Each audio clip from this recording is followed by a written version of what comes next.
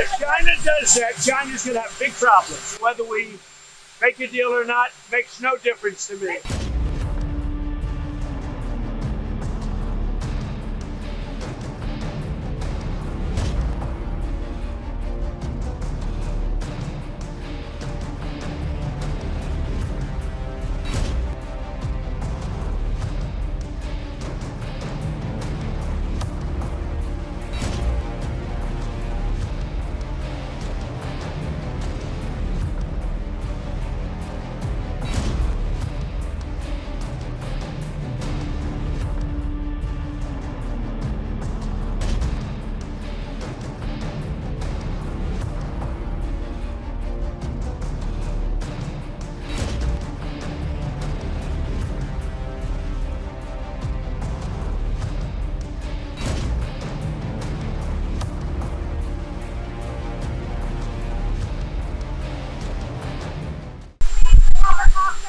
I'm getting a lot of reports. They've been meeting for many hours, as you probably have noticed.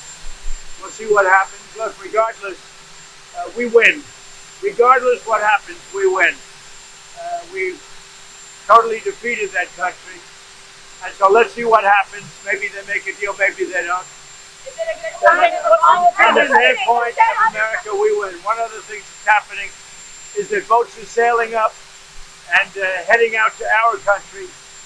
Big, beautiful tankers, and we're loading them up with oil and gas and everything else. And pretty beautiful thing to see. What about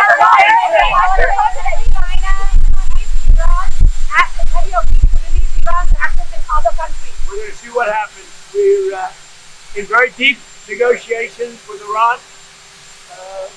We win regardless. We've defeated them militarily.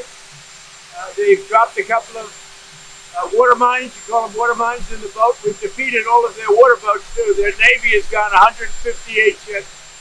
They have 28 water droppers, mine droppers they call them. All of them are sunk. They probably have a couple of mines in the water. We have mine sweepers out there. We're sweeping the strait. In addition to that, we're negotiating. Whether we make a deal or not makes no difference to me. And the reason is because we've won. Whether you listen to the fake news or not, you know, it's amazing. Their credibility is down to 13%. The media credibility down to 13%. Think of it. We defeated their Navy. We defeated their Air Force. We defeated their anti-aircraft. We defeated their radar. We defeated their leaders. Their leaders are all dead.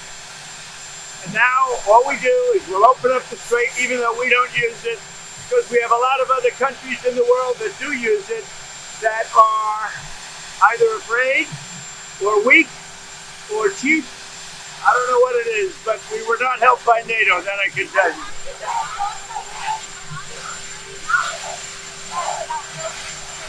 How do you know that? Why do you say that? Why do you say that? You don't know anything. Who are you with? Who are you with? ABC? Well, let's fake news. Let me just tell you. We win, no matter what. We've defeated their military. They have no Navy. 158 ships are underwater, undersea. All of their mine sweepers, all of their, they call them mine droppers. Can you imagine? A country has 28 mine droppers. You think that's nice? With all of that being said, they're all defeated, by the way. They're all at the bottom of the sea. Now, with all of that, they have no Navy. They have no radar. They have no Air Force. Their leaders are all dead. With Khomeini is gone. For many years he ruled. He's gone. With all of that, let's see what happens. But from my standpoint, I don't care.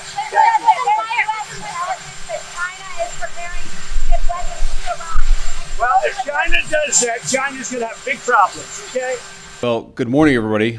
And let me say a couple of notes of appreciation. First of all, to the Prime Minister of Pakistan and to Field Marshal Munir, who were both incredible hosts. And whatever shortcomings in the negotiation, it wasn't because of the Pakistanis, who did an amazing job and really tried to help us and the Iranians bridge the gap and get to a deal. We have been at it now for 21 hours, and we've had a number of substantive discussions with the Iranians. That's the good news. The bad news is that we have not reached an agreement, and I think that's bad news for Iran much more than it's bad news for the United States of America. So We go back to the United States having not come to an agreement. We've made very clear what our red lines are, what things we're willing to accommodate them on, and what things we're not willing to accommodate them on. And we've made that as clear as we possibly could, and they have chosen not to accept our terms. Questions? Sir, Nick Robertson from CNN. Precisely what have they rejected here? Can you help us understand it a little bit? Well, I won't go into all the details because I don't want to negotiate in public after we negotiated for 21 hours in private. But the simple fact is that we need to see an affirmative commitment that they will not seek a nuclear weapon and they will not seek the tools that would enable them to quickly achieve a nuclear weapon. That is the core goal of the President of the United States, and that's what we've tried to achieve through these negotiations. Again, their nuclear program, such as it is, the enrichment facilities that they had before, they've been destroyed. But the simple question is, do we see a fundamental commitment of will for the Iranians not to develop a nuclear weapon, not just now, not just 2 years from now, but for the long term? We haven't seen that yet. We hope that we will. Jen. Was there a framework on anything? And also, did the Iranian frozen assets come up? And did you reach any conclusions on those frozen assets? We talked about all those issues, Jen, and we talked about a number of issues beyond that. And so certainly those things came up. But again, we just could not get to a situation where the Iranians were willing to accept our terms. I think that we were quite flexible. We were quite accommodating. The president told us, you need to come here in good faith and make your best effort to get a deal. We did that. And unfortunately, we weren't able to make any headway. Preston. Mr. Vice President, how often did you communicate with President Trump throughout the negotiations? There were reports that there were multiple rounds, where there were breaks in between negotiations. How often did you communicate with the president throughout those rounds, and what was he saying as you were going through these negotiations that you said fell short? Yeah, obviously we were talking to the president consistently. I don't know how many times we talked to him, a half dozen times, a dozen times over the past 21 hours. We obviously also talked to Admiral Cooper, to Pete, to Marco, to the entire national security team. We talked to Scott Bessent a number of times. So look, we were constantly in communication with the team because we were negotiating in good faith. And we leave here with a very simple proposal, a method of understanding that is our final and best offer. We'll see if the Iranians accept it. Thank you.